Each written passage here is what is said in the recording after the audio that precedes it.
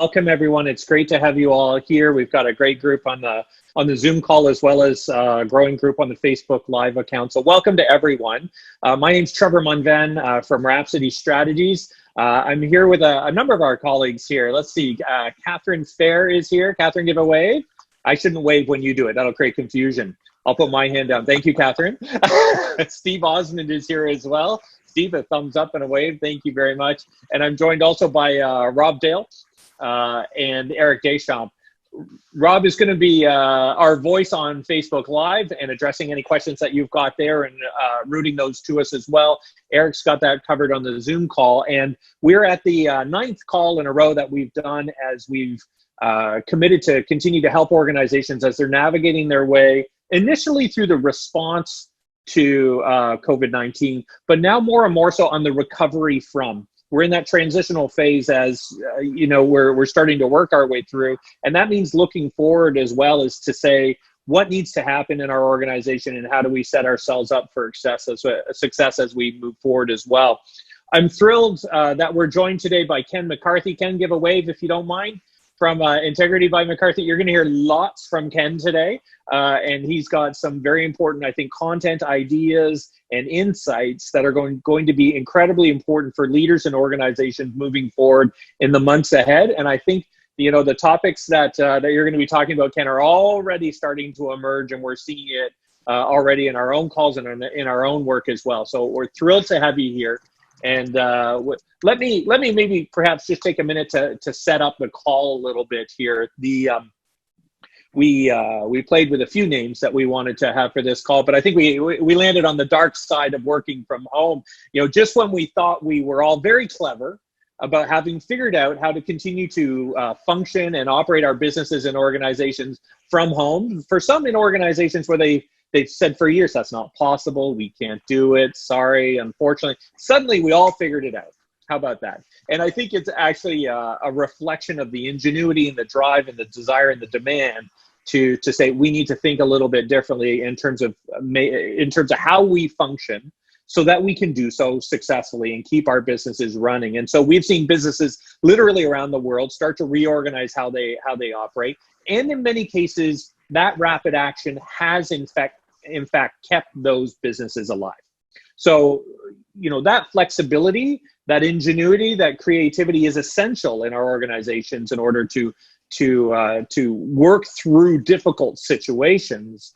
But as we're beginning to learn, and I think we'll continue to learn more and more clearly, Ken, over the weeks and months ahead, it has also introduced a series of risks that we did not have time to really think through with real clarity as organizations started to change their behavior.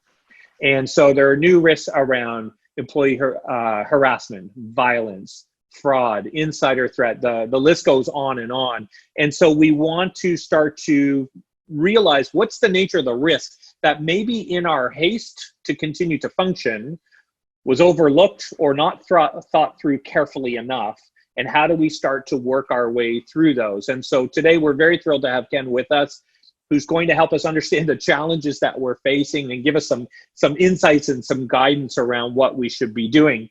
I will encourage you over the course of the call, if you've got questions or thoughts, don't wait. This is the moment. This is why we're doing this. So throw those questions into the chat, either on Facebook or on Zoom, or flail your arms or raise your hand, or, you know, there's a range of ways to do that. But make sure you're heard, because your questions are very, very important to us right now. Ken, we've seen, you know, as one element of this, we've seen the video call become standard in our world, right? For a long time. And if you look back, this has been promised since about the 1960s, late 60s, early 70s, that ultimately business would move online, even with the introduction of cable. Originally, people say work will be online, all education will be online. And it hasn't really happened until now, where universities are going online, my kids' schools are going online. I was just sitting in on a 1-hour call with a grade 3 class. That was fascinating. You know, all of these things are playing, and we've seen Zoom's numbers. Rob was telling me the other day that they had gone from 10 million a month at the beginning of March to 200 million users per month at the end, and it's probably still going up. So we know the world is going online to do that. We're seeing funny videos right? There's all kinds of memes and videos of people who are, there's the one where the guy brings his partner a coffee and doesn't realize it's a Zoom call and he's in his underwear and then runs away, and we all laugh. But there's another element to this that I think needs to be treated with a little bit more care. So maybe with that as a bit of a setup, Ken, give us a sense of what are we facing here, and what do we need to be thinking about? Excellent, Trevor. Thank you very much. And I have to say that these calls have been very impactful on businesses. I've been attending a number of these calls with other groups as well. And I heard the tone change in one business owner from it was all doom and gloom a couple of weeks ago, and he's been a regular attendee to these things. And now he's talking about how he's making money differently. So I think it's brilliant. So this is an interesting new world that we're in, fascinating. There's a term called Zoom anxiety. I don't know if anyone had seen a recent news report on it. I'm going to talk about it a little bit towards the end. And because of it, I'm actually going to introduce a couple of slides. We're going to look at about 3 or 4 over the course of this discussion. So things that business owners really should be thinking about. So we jumped into this new way of doing business very cleverly, very creatively. I don't know that all businesses actually went in with a real concrete operating plan. So are people actually operating with a plan, or are they just simply existing at this point? And I think it's probably the latter. There's business resumption continuity plans that people have in place, but not necessarily always exercised. A lot of the risks that existed before COVID-19 didn't disappear all of a sudden now that we are no longer, face-to-face interacting, human interaction face-to-face. They didn't disappear just with social and physical distancing kicking in. Business owners themselves no longer can see firsthand all of the interpersonal human interactions that their employees are having with each other and also with their clients. Not that they always had the luxury to do that before, but there's a lot of stuff that they're not seeing right now. If your employees, business owners need to think about this. If your employees are still working for you, let's say from home, you still have some responsibilities to protect them from a workplace health and safety perspective. So violence, harassment, those things didn't go away just because we're no longer in the same brick and mortar sort of locations. Even if the people are not standing in front of you, there still are business owner responsibilities. Also, if business owners have authorized their employees to use certain tools, we talk like Zoom and Slack, collaborative sorts of things as well, they have to be ready for the consequences of, endorsing these tools and allowing people to do these tools, use them. If employees have been laid off, I think businesses need to think about right now, how do they act at this moment to try and attract those people to come back? Because I think people are going to have a lot of different choices available to them. I don't think COVID-19, we should be lowering our, I don't think it's improved professional integrity and conduct in the workplace, not by any means. There's a number of incidents that are starting to show on the radar. Trevor, you made reference to some silly sorts of things we've seen on Zoom. I'm going to be able to talk about some of the other things that are not so silly anymore, and it all depends on context, but highlights, those are what we should be thinking about right now. We set the stage for a certain way of doing business, and we have to recognize that there are possible bad things that could be happening in that new world. Yeah, it's, you raise such a fascinating question, which is, we have truly, in the midst of this, blurred the boundaries between home and the workplace. Because for many, where the workplace was somewhere else, we had to take our commute, go there, work, come home, and keep those worlds pretty separate. They're now really being fused together in a lot of ways. And it raises all kinds of new questions. And it's, the obvious one is, what's the workplace? And if I, as an employer, how do I keep you safe in your home? And when does it stop being the workplace? Exactly. And actually go back to being your home? I mean, I think there's some squishy territory. It's not entirely new territory, though, is it, Ken? I mean, some of these things have been thought through, but how does that get amplified now? Okay, so there's, let's see if I've got a slide here to, okay, so I'll talk about some of the new risk drivers that we're seeing in this world. So I talked about, organizations may not have had proper plans or don't have plans in place right now. So did they enter this without any concrete emergency or business continuity plans? What about teleworking policies and working from home policies? I'm going to guess that a lot didn't have this. So this is something that's increasing the risk right now. You've got a departure from what I'll call workplace formality, where you actually have video calls now, sometimes in somebody's bedroom as well, with things in the background. Sometimes people wearing loungewear, sometimes people wearing nothing at all and not realizing that the camera's on.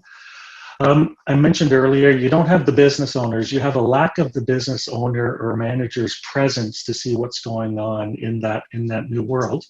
Some of the workplaces where they're doing curbside click and collect, you have fewer eyes on what's going on in the workplace, and there's possibilities for interactions that you would not want to happen, i.e. harassment between employees because nobody else is around.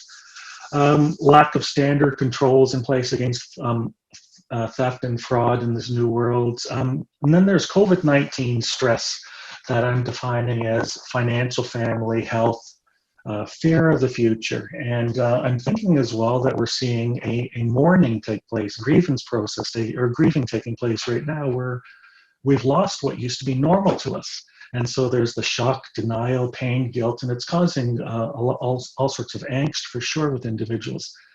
And then I think of Maslow's hierarchy of needs, and I'm thinking that the basic, physiological and security needs are in jeopardy right now. Can I keep a roof over my head? Can I feed myself, etc.? Getting into the psychological needs of belonging and connecting with people. I'm not able to do that the way I could before. And even the self-fulfillment needs could be off the table. I talked about anxiety, Zoom anxiety, and I was watching TV last week and I saw a professor at a Stanford University named Jeremy Bailenson, and he's the founding director of something called the Virtual Human Interaction Lab. And he was talking about this sort of interaction that we're doing right now, causing a great deal of anxiety for individuals because you're staring at a screen, maybe you're staring at your own face, highly focused, highly intense. No breaks that you normally would get when you're in a boardroom as well. I found it incredibly fascinating, so I actually did a reach out to him. He wrote back to me, gave me a copy of his book with a couple chapters to refer to, and he's quite anxious to hear kind of our observations from a human resources front. He was just focusing on the anxiety. But what I've been talking about here is these risk drivers. It's a stressful world. We're doing these things to engage and to do mental health checks, and we're causing more grief, more stress. And the last point is we all expect this to be over at some point. So a driver in place now is, do we have resumption plans in place to actually make things work properly when we finally get the green light to go? Right. Well, and it's interesting that in the midst of all of this, Maslow's is a great model to use to say, okay, what's been affected? All of it. So, it touches everything. I had, one of my kids, he's 14, he asked me yesterday, he goes, Dad, 5 of my teachers are sending me multiple messages every week about my mental health. Like, what's the big deal? And so we started to talk about, what that was, why they were so concerned. Because if you take stress in the workplace, regular workaday stress, and then you layer all of the implications of COVID-19 and the interruption of every need that we have and our capacity to meet it in a predictable, knowable kind of way, where everything becomes more work and more effort. I mean, Ken, it's got to exacerbate any kind of tensions that already exist. Are you seeing this or instances of this? Yeah, actually, I just saw Rob raise his hand there. Yes. Ken, if you don't mind, I've got 2 questions for you. Yeah. And they're going along the line. So my first question is, my team is really enjoying working from home. I am starting to plan ahead because I think when this ends, I'm going to have some requests that they continue to work from home. Sure. And while it might be great from a financial point of view saying, oh, well, I'm not really going to need rent. Rent is maybe 10% of what I'm spending in my business. I invest heavily in my staff. So it's not a financial, it's like, oh, great. So I don't need all the space. It's going to save me all this money. It's not really in the big picture. But we meet every morning using Zoom to have a morning scrum every day at 9. And then we feed through on Slack during the day. So that's my second question is running into the problem of Slack, where in the office, it was like, oh, I'm going to talk to Sam about this. I'll go over to her desk and talk to her directly. Whereas now everybody's commenting on everything. And it's become too much of a democracy.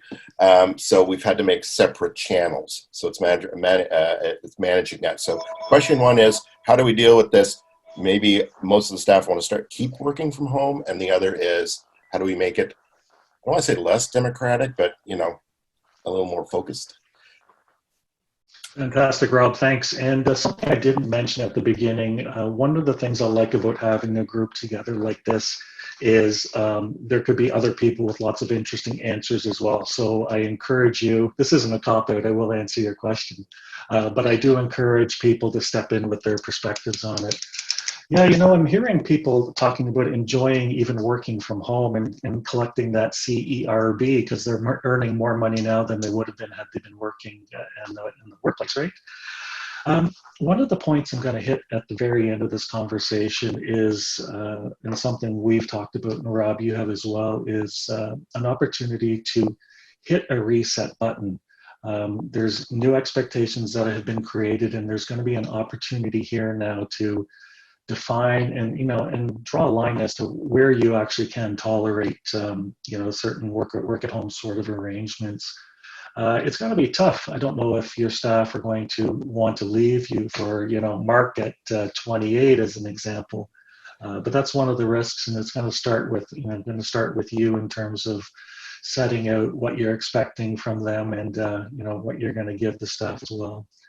And the second thing, these tools like Zoom and Slack, they're absolutely wonderful, and they've allowed so many things to happen that weren't happening before. In particular, in my industry, among other things, does face-to-face investigations on harassment, violence, those sorts of things. And there was this theory before that you could never do one of those conversations or have one of your interviews in a forum like this.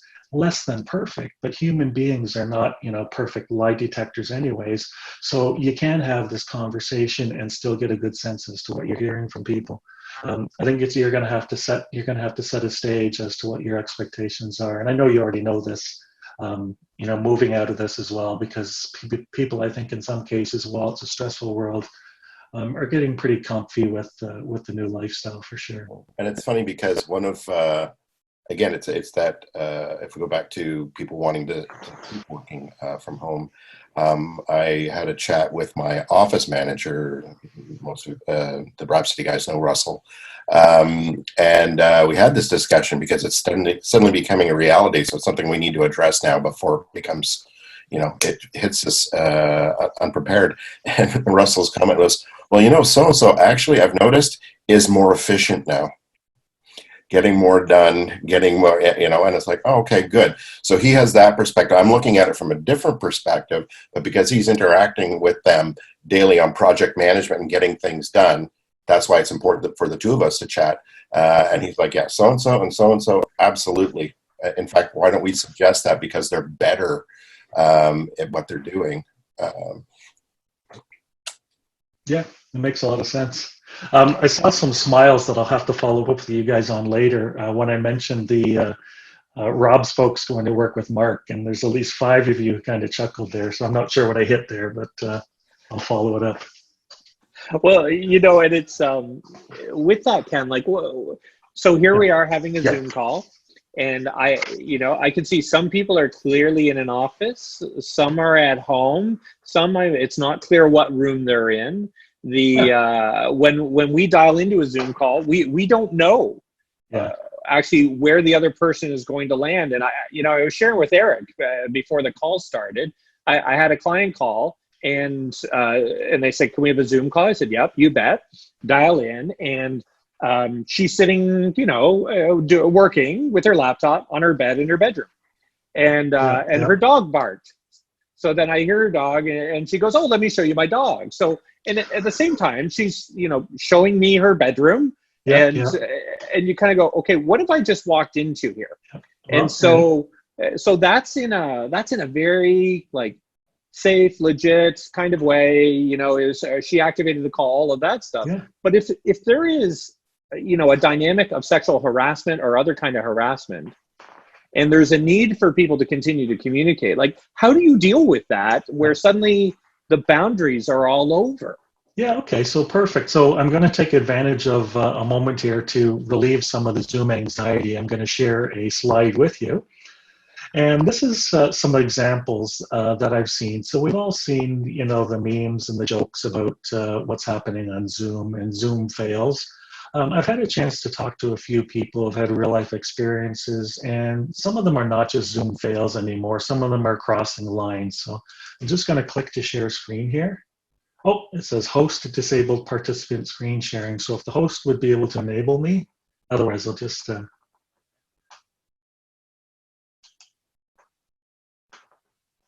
right, I will do that. okay, yeah, if you wouldn't mind. There we go. I think you should be able to do it now, Ken. I'm there, yes. Okay. Normally, so I just, try not to enable some behaviors, Ken, but this is one that I will try and help you with. very good, very good. I appreciate that. Okay, so we are in here. Success, Okay. yes. Thank you. You see it okay? Okay, and for whatever reason, it didn't jump up in front of me here, so just a second. Okay, anyways, sorry, I got the wrong screen. Da, da, da. Okay, so these are real life examples that, you know, people have told me about or I've read about or whatnot. And it's really quite interesting. So back to what you're saying, Trevor, all of a sudden you have interactions happening in people's bedrooms, or you haven't seen a person face to face in a while. It depends on the workplace context. Obviously, some workplaces, you know, are tolerant of the bantering and the joking and that sort of stuff, and that can get pretty dangerous in terms of, you know, when do you reach that point where you've offended, you know, humiliated, belittled someone, etc. So here's some things that I've seen, and others probably have seen them as well. So, holy crap, you sure gained a lot of weight during quarantine. So commenting on someone's quarantine weight gain or a real hair color. And, you know, we're interacting with people in a different way, as we've said. And while there would have been, you know, just a passing hello in a workplace, you're now got this person in front of you on the screen for an extended period of time. And there's people who are getting, as I said, a little bit too comfortable and probably a little stressed over it as well. Commentary on what someone's eating it or even how they're eating it. And there was a sexual undertone to a comment like that was shared with me over what, you know, oh, wow, I love watching the way you eat, that sort of thing, which is freaky. Private messaging during a Zoom type call. So, you know, we can do chats to one another through this, and you can also do private chats. And these private chats are captured by the, you know, the administrator can have this at the end of the session, have it available. And I've been told of, you know, flirtatious sorts of comments, unwanted comments to, hey, you know, sending you on the side, your smile really lights up the room here. This is in addition to other sorts of behaviors that really make people uncomfortable. I talked to someone who was actually very uncomfortable with this sort of thing. You know, I made this observation looking at my 4-year-old grandson's preschool and my 85-year-old mother's retirement place. It doesn't matter how old people are.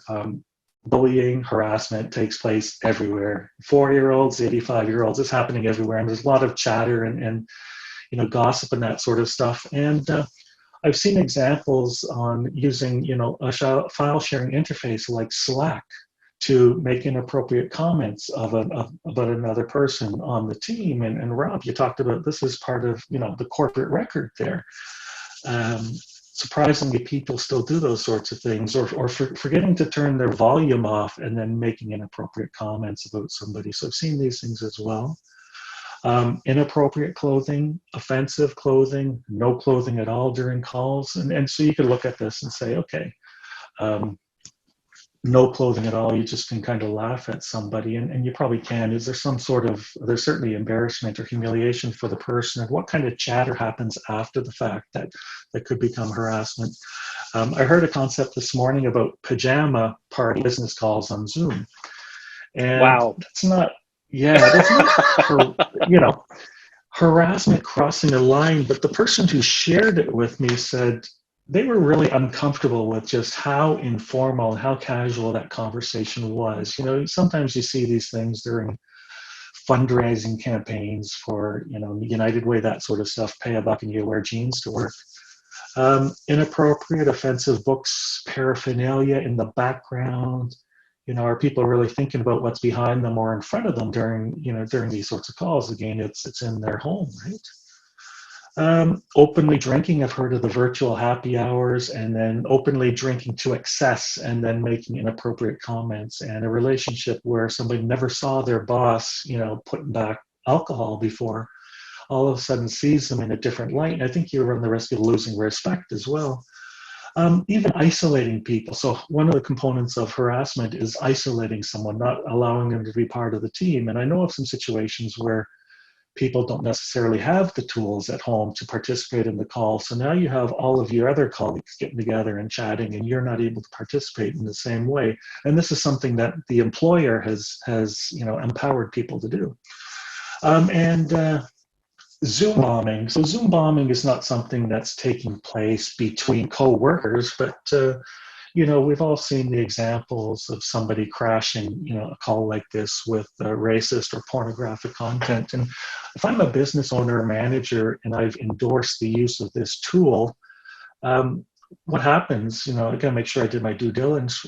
What happens in a case like that, if you've got a Zoom bombing, is you could actually have somebody suffering psychological damage, which is by definition, provincially and federally, violence in the workplace. So it's nice to have these tools. It's fantastic to have these tools, and we're able to accomplish so much. But there are risks and liabilities that people need to be aware of. And this is just a sampling of a few things that I've seen and starting to see. I think those are very useful, because one of the questions I had for you, Ken, was, how is this really different from what we already have in the workplace, right? There's been harassment, there's been violence, there's been all this other stuff. Clearly, I mean, the list that you just took us through shows how, once we are in these kind of contexts, the situation really does shift. It really does change. And I know, Rob Dale, the call with the municipality that you had, maybe you can just share a little bit of what happened with that. Yeah, well. It was early on it was probably 3 weeks ago now. It was like days ago, right? I know. So, but yeah, I was doing a community call for an area that they were bringing their entire business community together, and the mayor of this community had invited me to do the call. And they had promoted the link to the Zoom call publicly on the website and on some municipal newsletters. And so, of course, there was a bunch of kids just waiting. And they were recording the call with the plan on releasing the recorded call to people who couldn't join. And we probably had about 10 people come into the call. And I'm a pretty calm, pretty even-keeled kind of individual. I was able to block them all, knock them off the call. It took about 5 minutes of an interruption and then went on. My anxiety for that entire call, it was like a 7 out of 10 kind of thing. And I was feeling it. And I remember reaching out to Eric and Trevor right after, saying, telling them, oh my God, what just happened? And I can just imagine the mayor, he handled it really well. And, he was able to kind of, stay, but I reached out to him even afterwards. And you're right. I think that anxiety, there's not much you can do. Well, you can. There's ways to protect against having a Zoom bombers in. But it's the emotion of it, and it's being aware of that and then communicating, I think, effectively with your team or whomever is there. And we certainly took a few moments once we cleaned everyone out. And then addressed it with the business owners. But I was shocked at how anxious I felt from the result of it. It's quite something. Joannelle, and I hope I pronounced your name right, because I'm a guy who has an F in the middle of my name, so I try and pronounce names properly. But Joannelle has asked a question, and I think, Ken, if maybe you could, you had that great slide saying, here are some of the kinds of issues that we're facing. Joannelle has asked about what kind of measures we can put in place maybe to mitigate some of those issues. And And thanks, Ronell, because it's the heart of this is really to say, okay, we have a bunch of new issues that have popped up on and new ways that they express themselves. As leaders, what can we do to start to mitigate this? Okay, well, before I jump into that, I'm going to get to that very shortly. I wouldn't mind just putting a couple things back up on the screen just for because I find them super interesting and they're relevant here. So, Joanne, I know Joanne, we'll get to that very shortly if we can. Okay. So what I'd like to do here is I'm going to share with you one of my favorite tools here. And it goes back, it's in line with the whole concept of the increased threat and that sort of stuff. And it lines up with the measures. So let me just locate it here, just a moment. Here we go.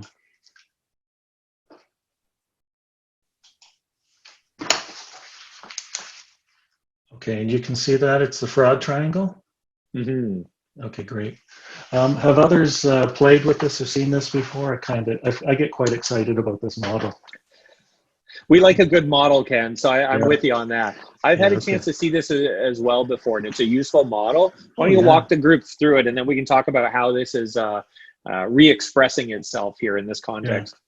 Yeah, and I've actually discovered as well that not only does it speak to fraud, but it speaks to other sorts of wrongdoing, misconduct, harassment, etc. All right, so this is the fraud triangle. I've taken a definition of fraud off of the website from the Association of Certified Fraud Examiners, and I'll look to that first. And it's essentially, using someone's occupation for personal enrichment through deliberate misuse and misapplication of resources and assets. People often think of fraud as just a financial thing, but there's a corruption piece in there as well. And you can almost boil it down to breaking the rules for some sort of unlawful or unfair gain. It may not even be a financial gain.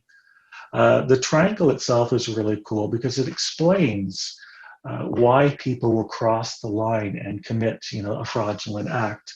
It was created by a gentleman named Donald Cressy. He was sociologist and a few other titles a number of years ago, and he put together this model, and it talked about trusted entities or trusted persons can become trust violators. They can cross a line because of something going on in their life. He's using an example of a financial issue.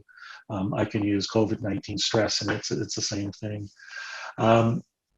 It causes him to cross a line, take advantage of a loophole or a gap or something, a missing control, and then justify to himself or herself why they did it. So the three components are pressure, rationalization, and opportunity. Actually, a different order there. So I'm going to just change slides here. So again, the fraud triangle's at the top here. And the pressure is something bad going on, okay? So I put COVID-19 pandemic as one of the bullets there. It wasn't there originally, obviously. Expensive medical bills, expensive taste, addictions, high debt, greed, humiliation, even predisposing personality traits, causing you to take advantage of an opportunity. The opportunity is, lack of controls, monitoring, or oversight. So maybe the boss isn't in the workplace, and you've got the keys to the kingdom sort of thing. You've got the financial records, you've got the secret recipes, the proprietary recipes. You've got whatever, something of value, something of importance. And because you have that access, you could walk through and get what you want. The rationalization at the end of the day is, I don't care. I don't care. I need the money. It's not hurting anyone. The boss can afford it, or for God's sakes, it's COVID-19 and we're in a pandemic, and I deserve this. Anyway, so it's kind of a neat model, and I'll just go to one more piece here, and then I'll get back to the controls and the measures in place. And this is one that I could talk about for hours. I love this one. Insider threat. So this is a definition in the top right. And Trevor, you guys can see this okay? Or you can see it? Yes, sir. You bet. Okay, great. So it's a person who has authorized access to something of value, who causes harm intentionally or otherwise to the assets of an organization. So it could be the person coming to clean the place, it could be an employee, whatever. That was a public safety definition. I had actually helped a number of years ago put together this insider threat program for the government of Canada at the time of WikiLeaks, Edward Snowden, Jeffrey Delisle, the Canadian naval officer who sold information to a foreign entity. And it started out as this espionage threat sort of thing, but it's not that. It can be corruption and fraud and everything else. And it's fun to talk about this in a bigger sort of group, and because oftentimes you'll raise something and someone will say, "Oh yeah, I know somebody who's like that." Some of the common factors that we saw with the fraud triangle is a personal crisis triggers an action. Something bad is going on right now, right? Something I'm able to talk about in future sorts of sessions is oftentimes there are opportunities. People see things, unusual behaviors amongst their colleagues that they didn't recognize or that they didn't report. And then the predisposing personality traits and behaviors, narcissistic and antisocial. So the narcissistic, arrogant, inflated self-worth, self-centered, and the antisocial, the rules of society don't apply to me sort of thing. This gets into really interesting things that the bad guys do to corrupt an individual, to steal credit card data from clients in a restaurant, as an example, give it to somebody else, identity theft, identity fraud. I do this fun little exercise where I can take a look at a job that somebody does in a particular workplace and figure out how the bad guys might want to corrupt them. It all boils down to we're in a tough time. There's financial worries, stress, everything else, and people who are normally trusted individuals could get nudged or pushed to do something that they never probably would have imagined they would do. And then the Jeffrey Delisle thing, he said he committed career suicide. He had nothing left in his life. Everything fell apart. And so he just walked into the Russian embassy to sell information. It's very interesting. I think we're all thinking what Rob wrote, which is you have a very interesting definition of fun. First off, it's amazing. I love it. Right, it's so absolutely fascinating, and the notion of the pressure right now and how it's activating so much behavior and disrupting so much behavior, and then people start to look for alternatives to what they need to do. And I see we got a quick question here from Nicole as well, which is really around, and we got 20 minutes left here, Ken, so maybe 15 if we think of it that way, and we'll wrap it up. What are some of the things that we can do? Help us with the action piece here, so that the leaders who are here and those who will watch this afterwards can, because you've laid it out, I think, really quite beautifully, and I can also see how big of a realm it is here.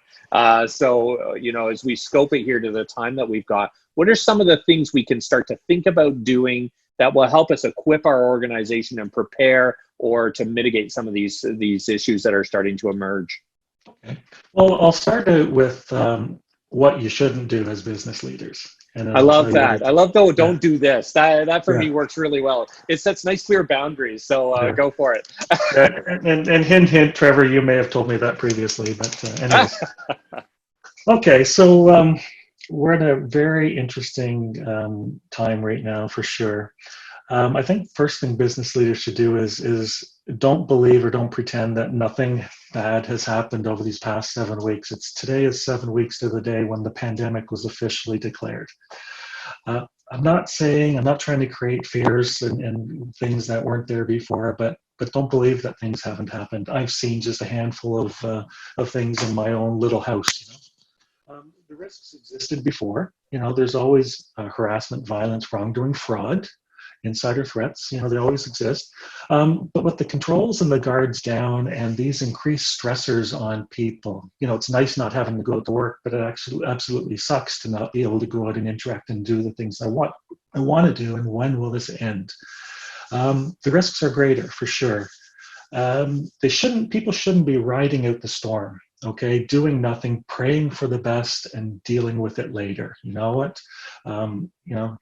Hear no evil, see no evil sort of thing. Nothing happened. I'll just wait.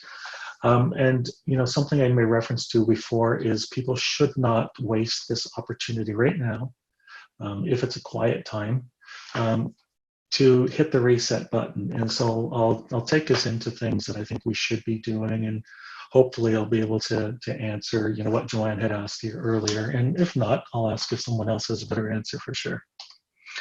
Okay, so I don't know if you've been talking to your employees or not over this time. Chances are you have been talking on Zoom calls, etc. And one of the specific examples I gave about the COVID weight gain or the pandemic weight gain is there was an actual team leader supervisor on the call who had an opportunity to do something and they didn't do something. They didn't intervene. Now, maybe something happened later, who knows? But certainly at the time, there wasn't that, shut this down, this is not right, okay? It's a tough time for everyone. So my first piece of advice, and it's a real simple, obvious one, is I think business leaders have to talk to their employees right now. And I'm not saying read the Riot Act, but remind them of what you are expecting from them in terms of how they're conducting themselves under your business, under your name, how they're treating one another, what they can expect from you. Now, there's a wise gentleman on the call here named Rob Dale, who I've had some good interactions with. And Rob and I were talking as recently as yesterday about values. And he was telling me, we're talking about, your business values have to start with your own personal values, okay? And it's, is it a job or is it a passion sort of thing? Sometimes you don't have the luxury to control those values because they've been put on you by a bigger corporate sort of entity. But, kind of my second point here to make then, and back to the hitting the reset button, is now's the time to really revisit the values you have in your organization on how you want your staff to treat one another. Certainly there's legal obligations, thou shalt not allow harassment, but it's also the right thing to do, right? So there's a compliance thing. If I can meet the minimum requirements of compliance, or I can do better than that, and I can make sure that this is a workplace where people really want to be, right? So, this is a time to rebuild your expected standards of conduct with your staff. If they're not already abundantly clear, I'm saying you get out and talk to them now. Tell them to, put an end to the nonsense. Don't read the Riot Act, but just remind them. But then, really rethink, okay, we're going to be a different looking business. We're going to be doing things differently under this new normal for sure. There's no question about that. What do you want your expected standards to look like in this new world? And as well, acknowledge any and all issues that have arisen between staff working remotely or working virtually now. Even if you can't, send in somebody to fix everything, but make sure you've acknowledged them to the people, because I'm sure that some people are just sucking it up, and it's far easier to just keep your mouth shut than to, people don't want to stir the pot sort of thing. But as business leaders, you need to be aware of this stuff. You have legal obligations, certainly, but it's also the right thing to do, right? Take action to prevent further damage, so prevent the interactions between people if necessary, and commit to resolving them properly. You don't want to be dealing with these things, employee relations issues, and you don't want to be dragging this anchor of employee relations issues with you when you're trying to get back going. I think these are really useful. There's an expression I like, Ken, which is no one ever complied their way to greatness. So that notion of compliance has a place. Like, let's meet those standards, for sure. But compliance are minimal standards for acceptable behavior. So anything below that is really failure. Absolutely. And so if we're aiming for compliance, we're like, the slightest bit of a failure. What I like about what you just described was, if I can try and put it in other terms as well, just as I'm processing it, is we need to put guardrails in place to make sure our team can't drive off the road here in terms of their behavior. And I think linking it right back to values, you're right. Rob Dale is a wise guy. He is. Yes. I don't mean a wise guy. He's a wise man. Trying to be complimentary, Rob, it still didn't work. I think the notion of bringing us back to that which is core and is central to our identity, the things we hold dear, and reminding our teams of what those are, and then translating that behavior into these tools, these interactions, these shifts in behavior. So smart, right? Because we forget. And sometimes when you change the context, you go, I'm not sure what the behaviors are. People go off the road when there's no guardrail just to kind of bring them back in. Yeah, absolutely. So Joanne LeBlanc had a question earlier, and it was about measures, and I'm just looking to see if I can find it exactly on the chats. I don't know if Joanne, you want to remind us of it, or Trevor, if it's in front of you there.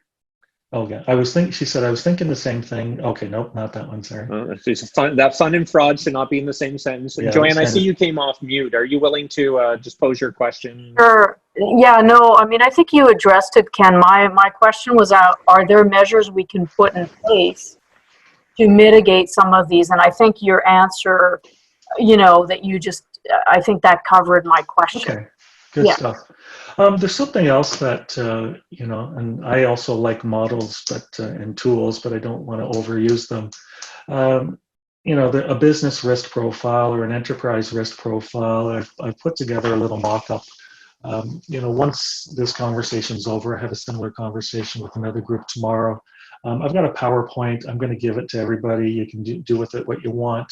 Is that okay for us to share it out to the group, Ken, if you fire it to us? Absolutely. We have a web page that we've been putting resources on. Are we okay to put it there? Is that all right with you? Yeah, no, absolutely. That's okay, perfect. So yeah, we'll make that available. Keep going. So in there, I'm proposing, so I'm going to have a little model, and it's not overly complicated to work on. And, again, I think some of us, or many of us, all of us have the luxury of time to, again, hit that reset button and do a sober second thought. And the whole enterprise risk or business risk profile, it starts it with a statement of there is a risk that, and so to complete that statement, there's a risk that employees will commit harassment or fraud or whatnot.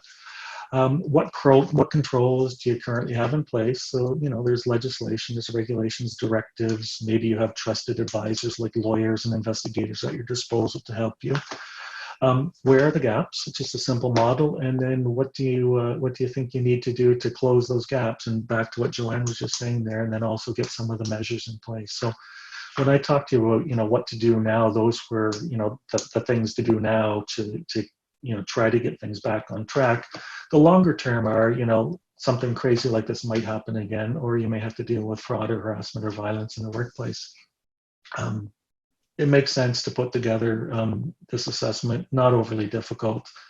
Just plug in, people know their businesses extremely well. So that's something that I think will be beneficial as well moving forward. And it's funny, I'm back to fraud, and I'm quite passionate about the conversation. I thought I'd just share something with you. I had an interesting chat with a business owner. I'm not going to tell you what business he's in or his name, because then people may think, oh my God, there's just things happening after. I'll tell you what I mean.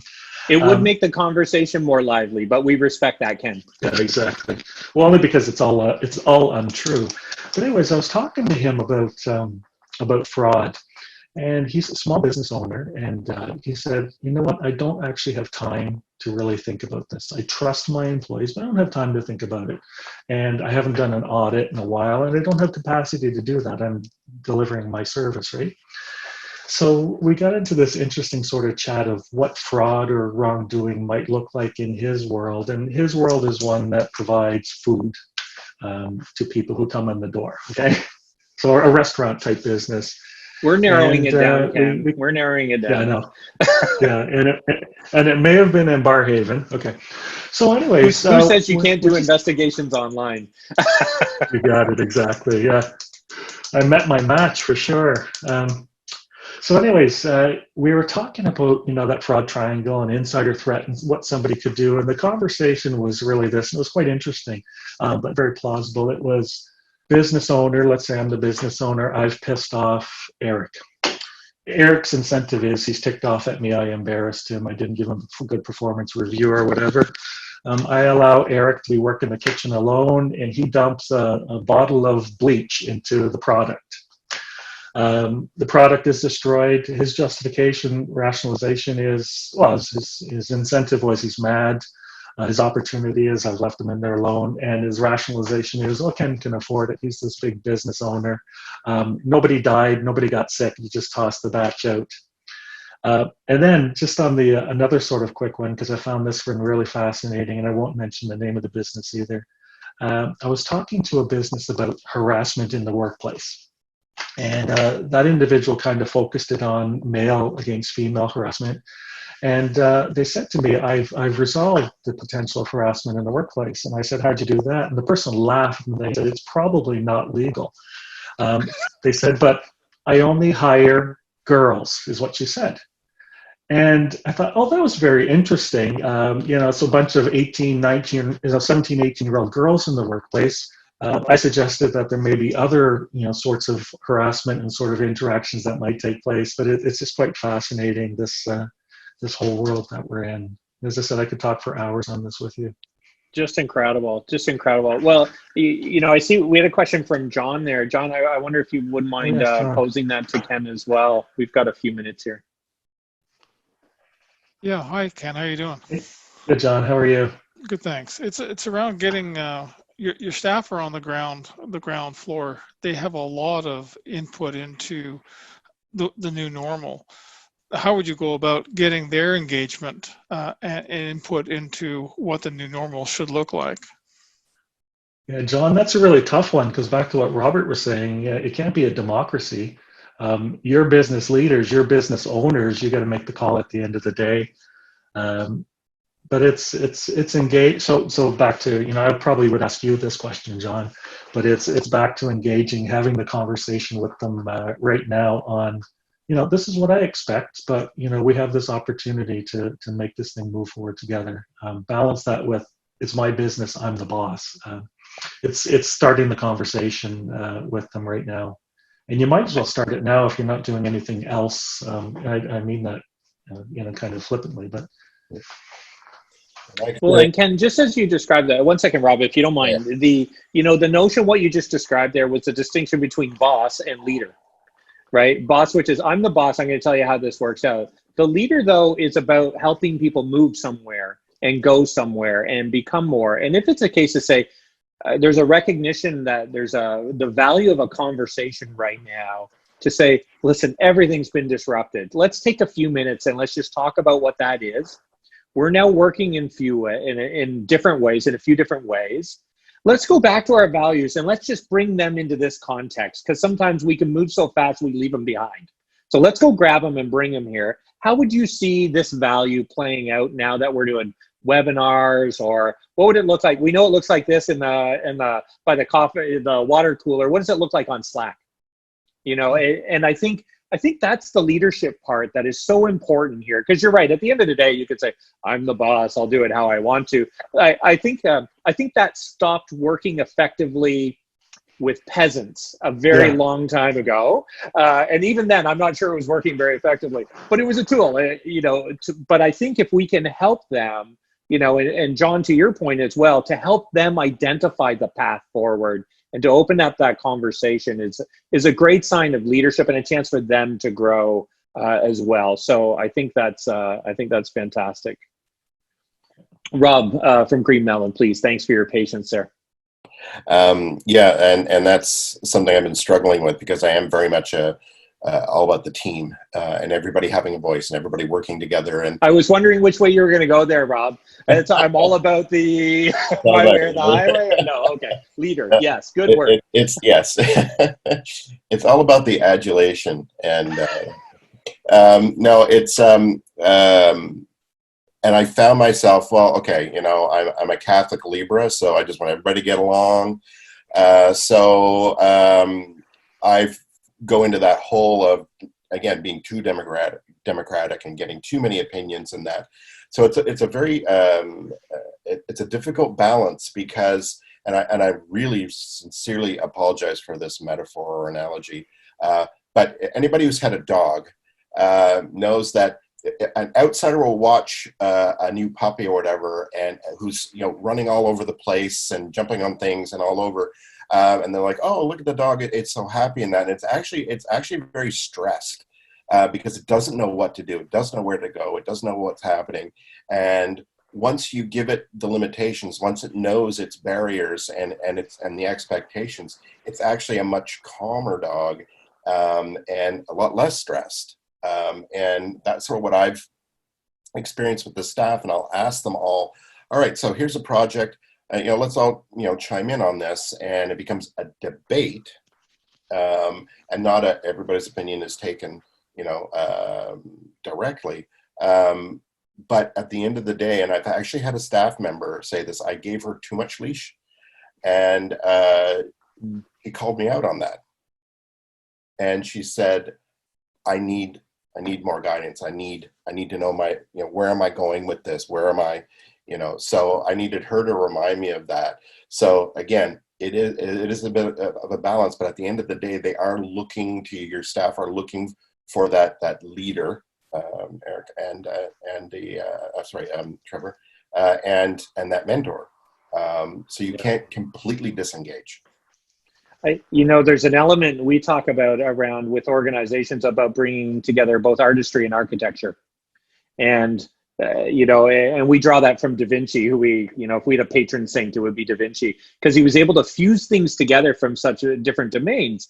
And I think there's an element here where, there's one part just say, hey, you figure it out, you go, be creative, innovative, all of that.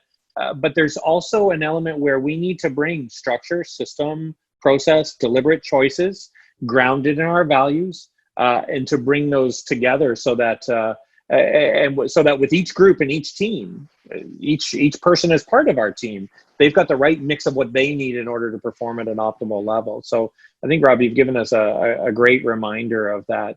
We're in the final 2 minutes here, and so a couple of things here. One,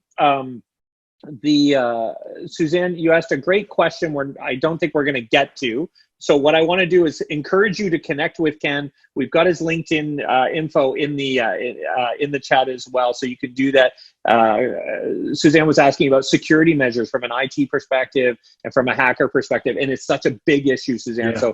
So forgive me for saying no this time, but I really would encourage the two of you to have a quick conversation if you're willing to do that. And maybe, absolutely.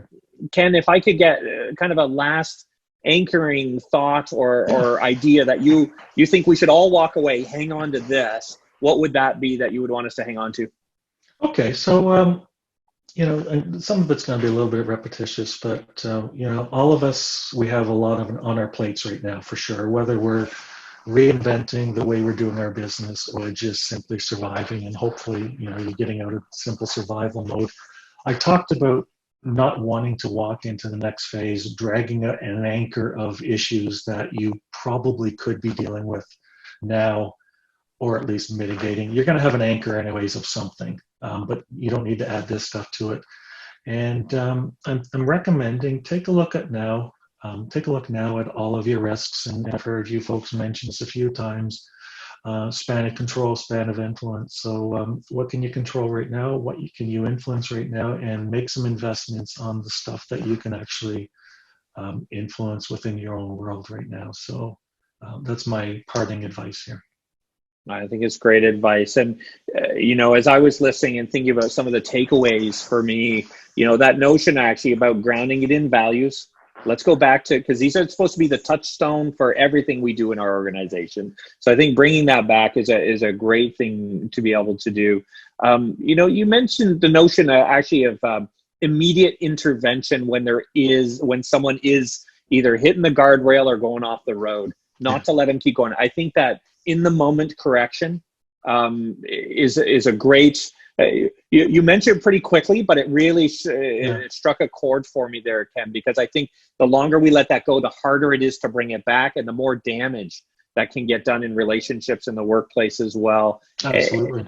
And I think another element here, which was floating through this, was the notion of making sure that it's clear that, and reinforcing our availability as leaders to our teammates if something is going wrong and if something's going sideways. So, keeping that front and center while we're continuing to assess what are the risks as we go through. So let me just say thank you, Ken. This has been very, very interesting.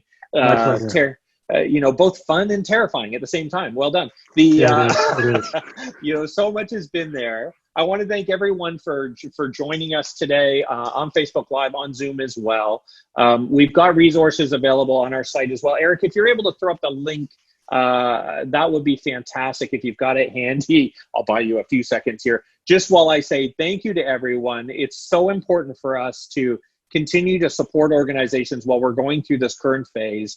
And I want to reinforce that if you're in an organization or if you're in a situation right now where you simply don't have that support, you're not working with a coach, but you need someone to talk to, reach out to us. Like, let's take a half hour, 45 minutes. We are there for you. These are the moments we need to be there for each other. So doing it, 6 months from now, that isn't going to help.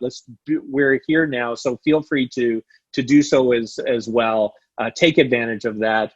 Our next call, we are going to do a call again next week. And actually, we're going to look at some of the shifts in behavior that we are seeing overall in the marketplace and in work, to have a bit of a conversation about what is temporary and what is permanent. So looking at those trends, because some things are shifting and they're going to stay shifted. We're going to see a bit of new normal here. And we want to map those out so we got a bit of a collection that you can use to start to understand what it will be the implications in your organization. So that'll be next week. Ken, thank you. Thank you for each of you for being here. And we look forward to seeing you again. Thanks to everyone.